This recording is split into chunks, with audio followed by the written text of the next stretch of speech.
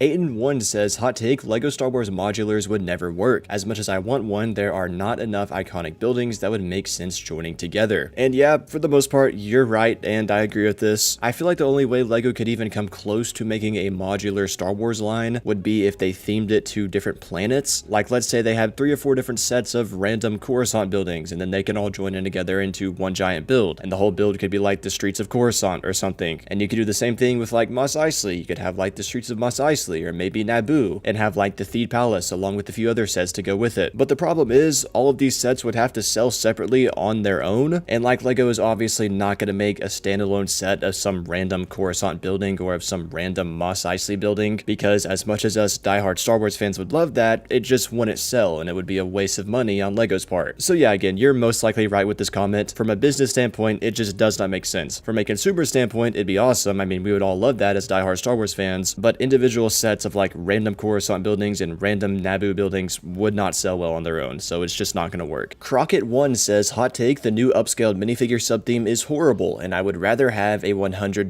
playset. And I could not agree with you more on this. LEGO has already been going overkill with the buildable characters. I mean, we literally got like 5 last year in 2025, and now with these upscaled buildable minifigures, it's like they're doubling down and taking it a step further with how much statue slop they're making. Apparently, statue slop is like the new term people are using for buildable characters nowadays, and I'm all for it. It's not even just Star Wars. Pokemon is statue slop, the new Shrek theme is statue slop. It's like almost everything is just a buildable character nowadays, and it's absolutely plaguing Star Wars. Again, we got over 5 of them last year, and we've already gotten too many this year. I mean, we got another new buildable Grogu and another new BB-8. Like, who in the world is buying a new BB-8? I don't know anyone that owns this set. And again, LEGO is just taking the statue slop a step further with these buildable minifigures. Although I do have to say, unfortunately, I think this Darth Vader actually is pretty popular as of now, and like you, as much as I would rather have a $100 playset, because this Darth Vader is currently so popular, I think these upscaled figures are most likely here to stay. Which, I mean, on paper, I guess is fine, as long as they cut back on how many buildable characters we're getting on top of these. Because, I mean, if LEGO releases 5 buildable characters every year, along with 2 or 3 upscaled minifigures, that would just be ridiculous. I mean, I don't think the idea of statue sets is bad. If it were up to me, we would just get 1 or 2 high quality buildable characters a year, that being something like the new Boba Fett, or maybe a new buildable General Grievous, along with like an astromech droid, because Chopper and R2-D2 are actually really good, and then like 1 upscaled figure on top of those 2 other sets. Just 3 a year, that's all we need. We don't need all this extra fluff, we could just use 3 a year that are all 3 high quality, and all that extra fluff could instead be high quality playsets. Exolysis, I really hope I said your name right, he says, hot take, old sequel sets are better than modern prequel sets. And yeah, I totally agree with this. I mean, obviously, as we all know, modern prequel sets, or at least prequel sets released within like the past 5 years, always have some type of controversy with them. And usually those controversies are because there's just something wrong with the set. Either the build is just bad, or the set's overpriced, or the minifigures are sloppy. There's always something wrong with modern prequel sets. And no, that's not complaining, that's just how it is. Literally every single modern prequel set, or well, let me rephrase, every single modern set that has included clone troopers, which I assume is mainly what you're talking about in this comment, released in the past 5 or 6 years has had at least one thing wrong with it that has been a controversy. And I'm not saying the sets LEGO makes from other eras of Star Wars are perfect, but nowadays they usually are better than sets that include clone troopers. But then on top of that, back to this comment saying that these sequel sets are better than modern prequel sets, as most of you guys know at this point, I consider the 2010s to be the golden age of LEGO Star Wars when it came to quality, as in I'd say about 2012 or 2013-ish to 2020. I think that is when the quality of LEGO Star Wars absolutely peaked. And emphasis on quality, that doesn't necessarily mean that the sets they were releasing in the 2010s were the most desirable, it just means that I think they are higher quality than the sets that were released in the 2000s, and I think they are higher quality than the sets that are releasing today in the 2020s. And like your comment suggests, the sequel sets are a big part of this. Whether you like the sequels or not, these sets are high quality, and I mean the quality and accuracy of the minifigures and builds, the size of the builds, and the detail of the builds, and the prices of the sets. Again, it doesn't matter if you like the source material or not, these sequel sets that came out in the 2010s are high quality sets. I mean, I don't even think it's subjective. I think they are objectively higher quality, again, ignoring the source material. So when it comes to comparing them to any modern set released in the past 5 or 6 years that includes clone troopers, it's gonna be pretty obvious to me that overall the sequel set is better. He says, hot take, they should make a UCS sequel X-Wing. I just think it looks cool, it's so much sleeker and more colorful. And I actually agree with this. I love the sequel X-Wing. X-Wings. I've said this time and time again on this channel, but the sequels are not the greatest source material. However, their vehicle and ship designs are so good. And the X-Wings are a prime example of this. I mean, the 3 X-Wings LEGO has made from the sequels all look incredible. And honestly, LEGO could make any 3 of these into a UCS set and I would be really happy with it. If I had to choose, personally, I would pick the Episode 7 Pose X-Wing that's orange and black. I think that's the best looking one in my opinion. But if they instead made one of the other 2, I would also be happy because those look really good too. However, unfortunately, at the end of the day, this is kind of just wishful thinking. I don't think this is ever going to happen. First of all, I think it's highly unlikely that LEGO's going to make a sequel UCS set in general, but if they ever do, I think it will most likely be Kylo Ren's command shuttle, and that's it. He says, hot take, LEGO making stylistic choices to try and make something look better at the expense of it being slightly inaccurate should be looked at as a good thing, not a negative. Example, the new Mando visors or the commando droids in the MTT. And this might surprise some of you guys, but this is actually something I agree with. Obviously, I do value accuracy. I mean, when I buy a Star Wars set, I want it to look like the thing it's supposed to be, but like you mentioned, there are times when a stylistic choice can outweigh accuracy. You mentioned the commando droids in last year's MTC, and I really think this actually is the best example of this. Yes, to be more accurate, they should be a bit more of a brown color and not gray, but me personally, I don't really care because I just think they look really good in gray. The slight inaccuracy doesn't take away from the visual appeal, so I think it's fine. Although, the recent Mandalorian figures is not a good example of this. This is where I definitely disagree. The visors are inaccurate and they are ugly. The gray just does not look good with the color palette of the rest of the helmet, especially on the female one. The grays just run together too much on the helmet. There's not enough contrast, and quite frankly, in my opinion, it's just an eyesore. I mean, I genuinely don't see how people think this gray looks better than black would have. So again, this is definitely an area where I have to disagree. These are ugly in my opinion. But then again, with other cases like the commando droids, I do agree because they do look good. Liam Thompson says, hot take, the worst tragedy of LEGO Star Wars is the fact that there were no playsets for the 10th year anniversary of The Force Awakens this year. And man, we're talking about sequel sets a lot this video, but